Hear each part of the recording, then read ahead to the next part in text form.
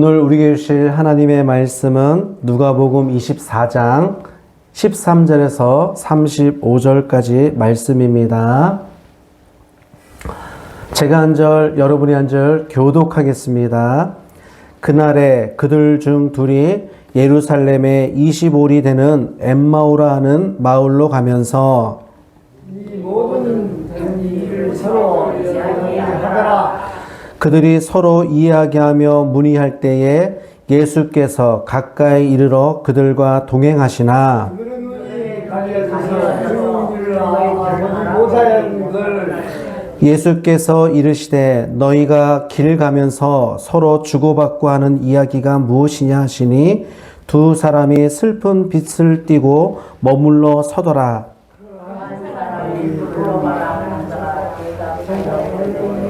당신이 예루살렘에 체류하면서도 요즘 거기서 저는 일을 혼자만 알지 못하느냐.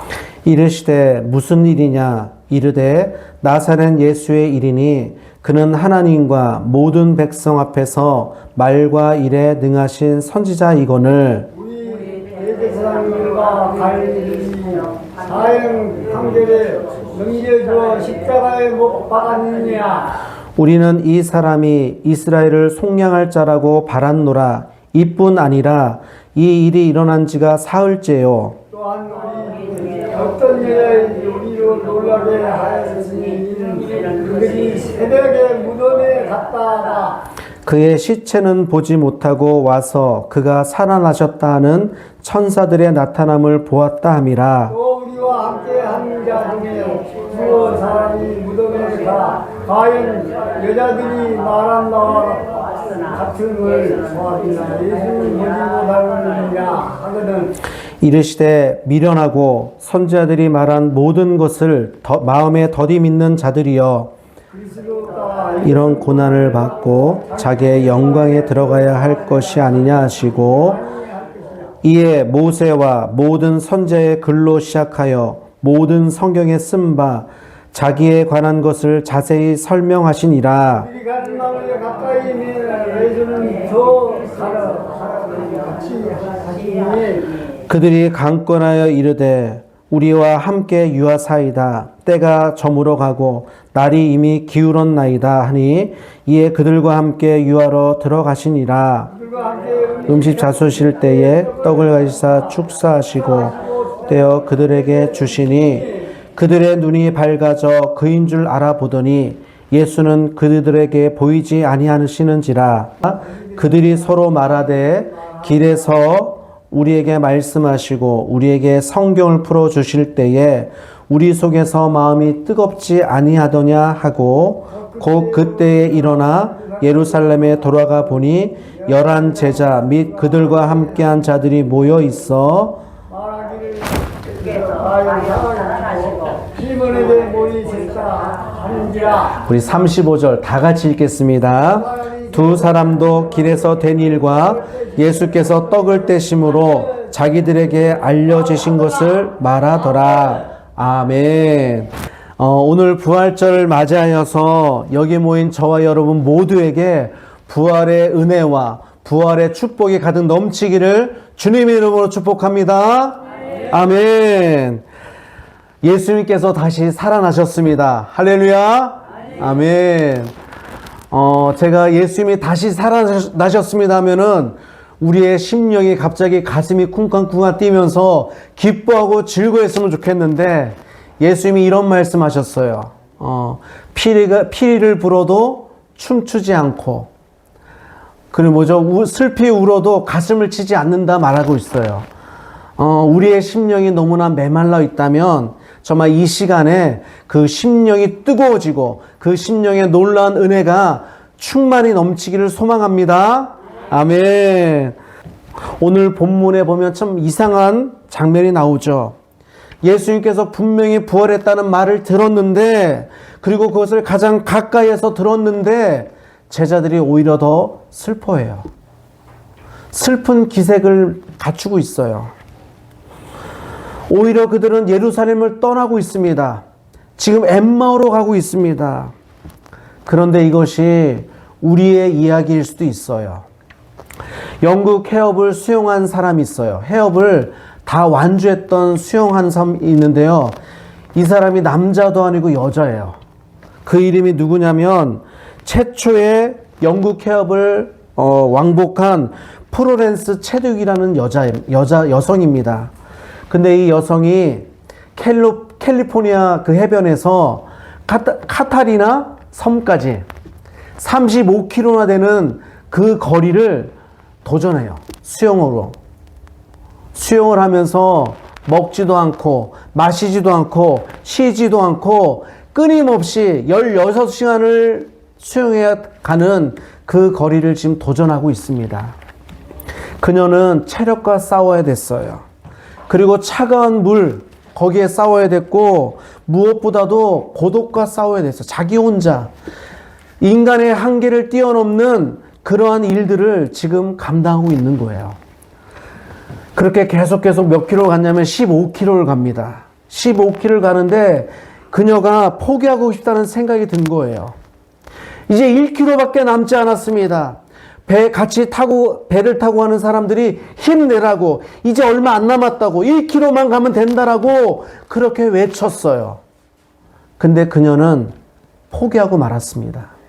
왜 포기했냐면 그 원인이 바로 안개 때문이었어요. 안개 때문에 앞이 보이지가 않는 거예요. 목표 지점이 보이지 않습니다. 내가 지금 어디로 가고 있는지, 언제 끝났는지 확신할 수가 없는 거예요. 앞이 보이지 않자 두려움이 생깁니다. 앞이 보이지 않자 결국 포기하고 말았어요. 그녀는 2달 후에 다시 시도해요. 다시 도전합니다. 근데 이번에도 여전히 안개가 끼었어요. 하지만 이번에는 달랐습니다. 왜 그렇습니까? 그녀는 이제는 안개를 보지 않기로 했어요. 그리고 마침내 그 도전에 성공합니다. 그녀가 이렇게 말합니다. 나는 목표 지점을 마음으로 보고 열심히 수영했습니다. 안개가 있어도 안개를 보지 않고 그 목표 지점에 나아갔더니 결국은 성공했다는 얘기예요. 보이지 않으면 사람은 방향을 잃어요. 보이지 않으면 사람들은 두려움이 생깁니다. 보이지 않으면 결국에는 포기하고 맙니다. 그런데 오늘 성경 말씀에 나오는 제자들도 이와 똑같은 상황이에요. 그렇게 예수님과 대화하고 그렇게 예수님의 말씀을 듣고 예수님과 동고동락을 했는데 그 예수님이 보이지 않는 거예요. 방향을 잃어버렸습니다. 그래서 예루살렘을 떠나 엠마오로 가고 있어요. 이들은 정말 예수님을 진심으로 따랐습니다. 예수님께 모든 기대들을 걸었어요. 자기의 모든 것을 예수님께 바쳤습니다. 근데 그 예수님이 십자가에 못 박혀 죽으셨어요. 이제 예수님이 보이지 않는 거예요. 이제 기대가 무너졌습니다. 소망이 사라졌습니다. 이제는 더 이상 가진 것이 없는 거예요. 신앙이 흔들렸습니다. 그래서 예루살렘을 떠납니다. 예루살렘을 떠났다는 것, 이 예루살렘은 그냥 단순한 도시가 아니에요. 단순한 동네가 아닙니다. 하나님의 역사가 일어났던 곳이 바로 예루살렘이에요. 하나님의 일이 일어났던 곳이 예루살렘입니다. 주님을 만났던 장소였고 주님의 말씀을 들었던 장소가 예루살렘이에요. 구원의 사건이 일어난 장소가 바로 예루살렘. 근데 이 예루살렘을 떠났다는 것, 이것은 신앙의 중심이 지금 멀어지고 있다는 그런 말씀입니다. 오늘 우리도 그렇지 않습니까? 기도를 그렇게 열심히 했는데 응답이 없는 거예요. 정말 예수님을 믿었는데, 그리고 예수님께 모든 것을 다 바쳤는데 기대가 무너졌어요. 하나님이 보이지 않는 것 같고 하나님이 너무나도 멀게만 느껴질 때에 우리는 겉으로는 그냥 걸어가고 있지만 속으로는 이제 끝났어, 그렇게 생각하며 예루살렘을 떠나서 엠마오로 가고 있진 않습니까? 이것이 바로 영적인 안개입니다. 주님이 안 계신 것이 아닙니다. 주님이 지금 안 보이는 거예요. 이 시간 정말 부활의 그 의미를 우리가 다시금 생각하면서 주님이 안 계신 것이 아니라 보이지 않는 그 주님을 우리가 다시금 바라보고 정말 믿음의 경주를 완주할 수 있는 그러한 저와 여러분의 되시기를 주님의 이름으로 축복합니다. 아멘. 먼저 부활은 이미 주님이 함께하는 그러한 사건이에요. 주님이 이미 우리와 함께 하십니다. 그것이 부활의 의미입니다. 오늘 말씀에 보면 정말 놀라운 일이 일어납니다. 예수님이 엠마오로 가는 두 제자에게 지금 찾아오셨어요. 그리고 그들과 함께 동행하고 있습니다. 그들과 함께 지금 걷고 있는 거예요. 심지어 그들과 대화를 나눕니다. 그리고 그들의 이야기를 다 들어주고 있어요. 그런데도 이 두 제자는 예수님을 알아보지 못합니다. 그 이유가 뭡니까? 우리 16절 말씀 한번 읽어보겠습니다. 시작. 그들의 눈이 가려져 그인 줄 알아보지 못하거늘. 아멘. 제자들은 지금 길을 잃은 것이 아니에요. 주님을 잃은 것도 아닙니다. 이미 지금 주님과 함께 걷고 있어요. 주님과 함께 이야기하고 있잖아요. 그런데도 알아보지 못합니다. 여러분, 이것이 바로 우리의 모습 아닙니까? 우리는 종종 이렇게 말합니다. 주님이 보이지 않습니다. 주님이 안 계신 것 같아요. 근데 성경은 말씀합니다. 안 계신 것이 아니라 아직 알아보지 못한 것이라고 말씀해요. 주님은 살아계십니다. 주님은 지금도 살아계셔서 우리와 동행하고 우리와 함께하고 우리의 기도를 들어주시고 또한 우리와 교제하고 있어요.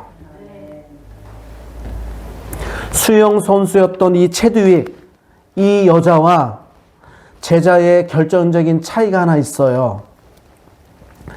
이 그녀는, 이 여성은 보이지 않았지만 목표를 마음에 삼았어요. 그래서 끝까지 갈 수 있었습니다. 근데 이 제자들은 어떻습니까? 목표를 안 본 게 아니에요. 믿음의 주요 또 온전케 하신 이인 예수님, 믿음의 경주의 최종 목표인 이 예수님이 함께 걷고 있어요. 그걸 보지 못했다는 얘기입니다. 목표를 못 본 것이 아닙니다. 알아보지 못했어요. 이것이 문제입니다. 문제는 안개가 아니에요. 문제는 바로 시선입니다. 부활이 무엇입니까?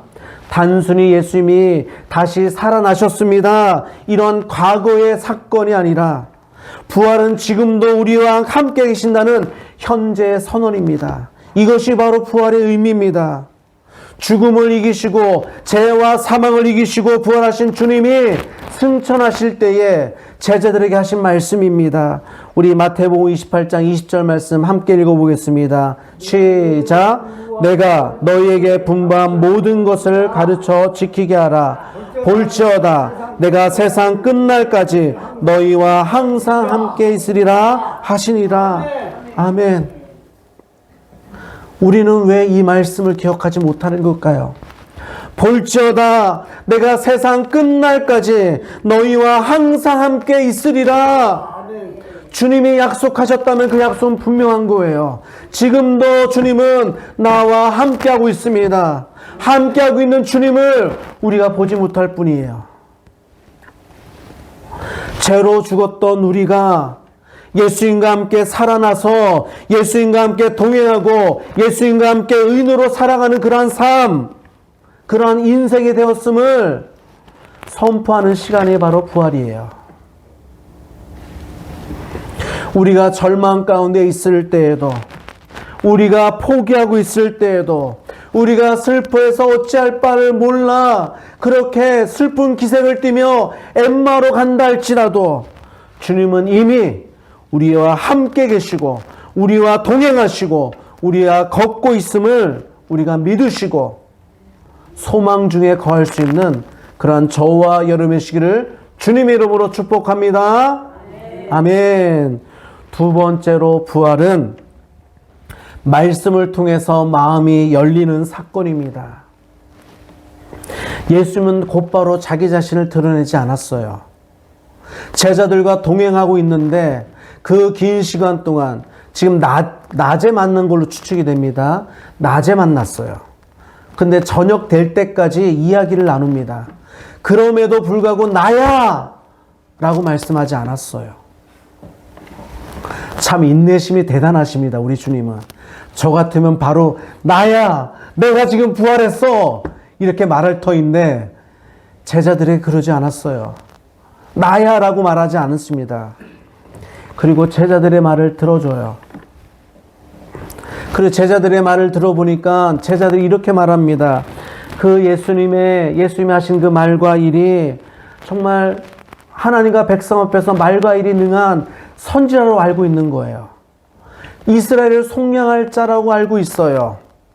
이스라엘을 속량할 자, 이 뜻이 뭐냐면 로마의 그러한 압제에서 이스라엘을 해방시켜 주시고 구원해 줄 그러한 정치적인 왕으로 생각했던 거죠.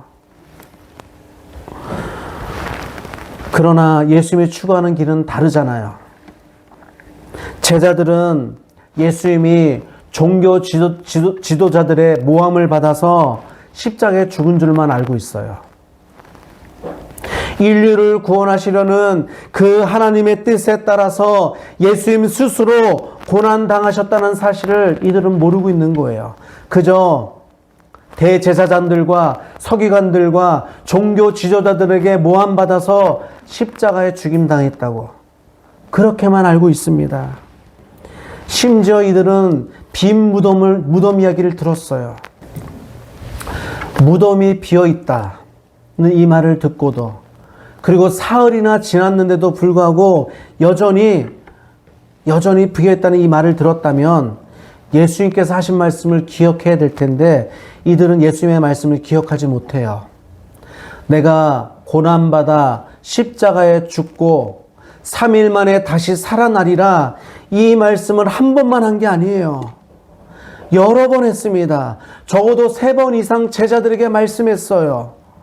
그러면 그 말씀을 기억해야 되는데, 빈 무덤을 보았다면 그 말씀을 기억해야 되는데 빈 무덤만 바라보고 있는 거예요. 심지어 여인들이 예수님의 시체는 보지 못하고 천사들이 다시 살아났다는 이 말을 듣고서 이 말을 전했는데도 불구하고 이들은 예수님의 부활 소식을 알지를 못합니다. 그저 시체가 없어졌구나, 어찌하면 좋을까 가슴을 치고 있어요. 빈 무덤만 지금 바라보고 있습니다. 예수님은 이 이야기를 듣자마자 이렇게 말씀하죠. 미련하고 선지자들이 말한 모든 것을 마음에 더디 믿는 자들이라고 그렇게 책망하십니다. 그리고 성경을 풀어 말씀하세요. 우리 27절 말씀 함께 읽어보겠습니다. 시작. 이에 모세와 모든 선지자의 글로 시작하여 모든 성경에 쓴 바 자기에 관한 것을 자세히 설명하시니라. 아멘. 모세의 글이 뭡니까? 바로 모세오경이에요. 선지자의 글이 뭡니까? 예언서입니다. 또한 그 모든 성경은 이 모세오경과 예언서 외에 모든 성경 말씀, 구약에 나와 있는 모든 말씀이 바로 누구를 대해서 쓴 거랍니까? 예수 그리스도에 대해서 쓴 거예요. 그것을 풀어 말씀하십니다. 구약의 모든 성경이 예수님에 대해서 썼습니다. 왜 예수님은 자기를 드러내지 않고 내가 이제 부활했다라고 얘기하지 않고 성경 말씀을 풀어서 그렇게 가르치시는 걸까요? 부활신앙은 느낌으로 시작되지 않기 때문이에요. 내가 아무리 결심하고 아무리 결단하고 아무리 노력해도 믿어지지 않는 것이 부활이에요. 그렇지 않습니까? 심지어 제자들이 더 그랬어요. 오히려 의심합니다. 부활하신 예수님 보고 의심했어요. 부활하신 그 모습을 보고 막달라 마리아는 동산지기인 줄 알았어요. 주님인 줄 알아보지 못합니다. 많은 제자들도 똑같았습니다. 빈 무덤 보고 예수님이 부활했다라는 건 생각하지 못하고 나는 물고기 잡으러 가던다 하고 고기 잡으러 갔어요. 그게 제자들의 모습입니다. 제자들이 못 믿는 부활을 우리가 어떻게 믿어요? 전 믿어요. 아멘. 어떻게 믿었을까요? 저요? 네. 그랬으니까요. 체험을 했으니까. 네. 더 중요한 거는 확실한 믿음은 바로 말씀에서 나오기 때문이에요. 우리 한번 로마서 10장 17절 말씀 읽어보겠습니다. 시작. 그러므로 믿음은 들음에서 나며 들음은 그리스도의 말씀으로 말미암았느니라. 아멘.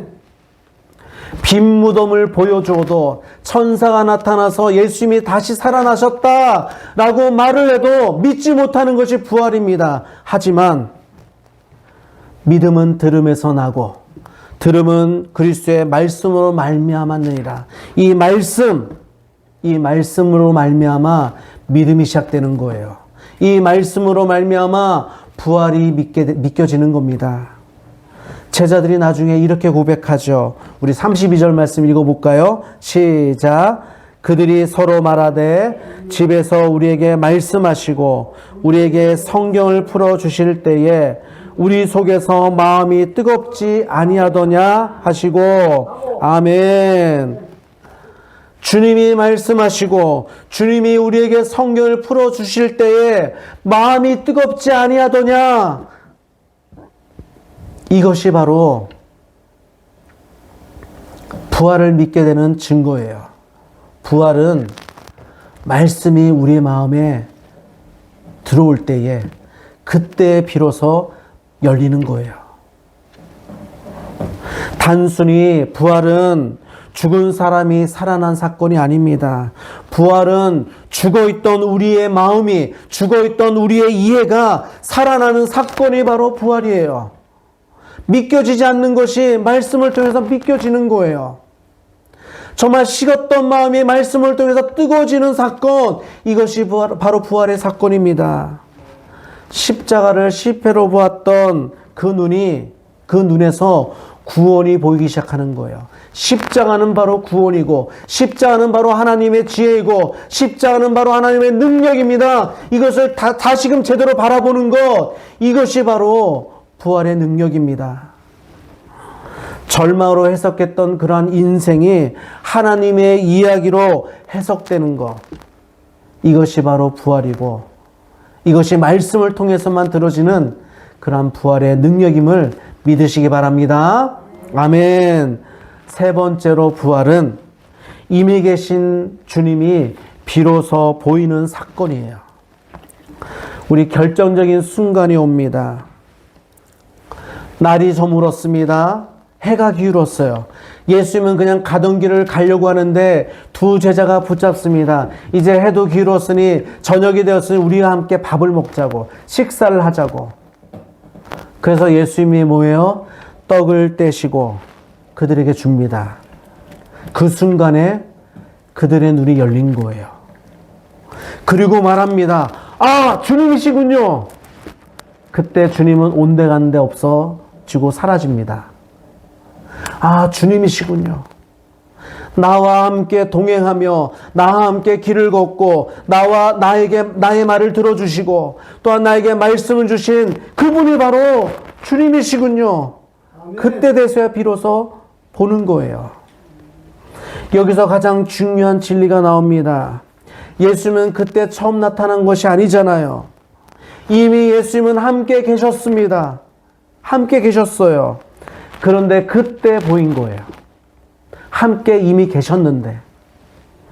부활은 예수님이 오신 사건이 아니라 우리가 예수님을 알아보는 사건이에요. 그것이 바로 부활의 의미입니다. 힘든 시간을 보내고 나서, 지나고 나서 되돌아보면 우리 이렇게 고백할 때 있잖아요. 아, 그때 하나님이 나를 붙잡고 계셨군요. 아, 바로 그때 내가 혼자인 줄 알았는데 혼자가 아니었군요. 주님이 나와 함께 하셨군요. 그때는 정말 몰랐어요. 그때는 정말 느끼지도 않았습니다. 근데 시간이 지나고 나니까 그때 돼서야 비로소 보이기 시작하는 거예요. 엠마오로 가던 두 제자들은 바로 그러한 경험을 한 거예요. 저와 여러분에도 동일한 경험을 했으면 좋겠습니다. 예수님이 안 계신 것이 아니라 우리가 보지 못했군요. 정말 그 어려운 순간에도, 그 고통스러운 순간에도 주님이 나와 함께 계셨군요. 이러한 고백이 정말 지금 이 순간에 일어났으면 좋겠습니다. 엠마오에 가는 제자들은 이미 예수님과 함께 걸었습니다. 동행했어요. 그리고 예수님의 말씀도 들었습니다. 말씀도 들었는데, 그리고 마음도 뜨거워졌습니다. 그런데도 주님을 몰라봤어요. 왜냐하면 아직 알아보는 순간이 오지 않았기 때문이에요. 그 순간이 언제 옵니까? 예수님이 떡을 떼실 때입니다.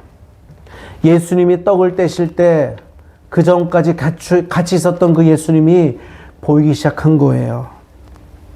부활은 예수님이 갑자기 나타나시는 사건이 아닙니다. 부활은 이미 함께 계신 주님을 비로소 알아보는 시간이 바로 부활입니다. 엠마오의 제자들이 떡을 떼는 순간에 예수님을 알아본 것처럼 오늘 우리도 이 예배를 통해서, 그리고 선창식을 통해서 주님을 다시 보게 되기를 주님의 이름으로 축복합니다. 아멘. 마지막으로 부활은 우리의 삶의 방향을 바꾸는 사건이에요. 우리의 삶의 방향을 바꿉니다. 예수님을 알아본 제자들은 가만히 있을 수가 없는 거예요. 엠마오로 갔던 그 제자들이 다시금 방향을 틀어서 예루살렘을 향해 나아갑니다. 그들의 삶의 방향이 바뀐 거죠. 이것이 바로 부활의 능력입니다. 떠나던 사람이 다시금 돌아옵니다. 낙심했던 사람이 다시금 일어나는 거예요. 숨어 지내던 사람이 정말 담대하게 나와서 부활의 증인이 됩니다. 삶의 방향이 바뀌는 것, 이것이 바로 부활의 능력입니다.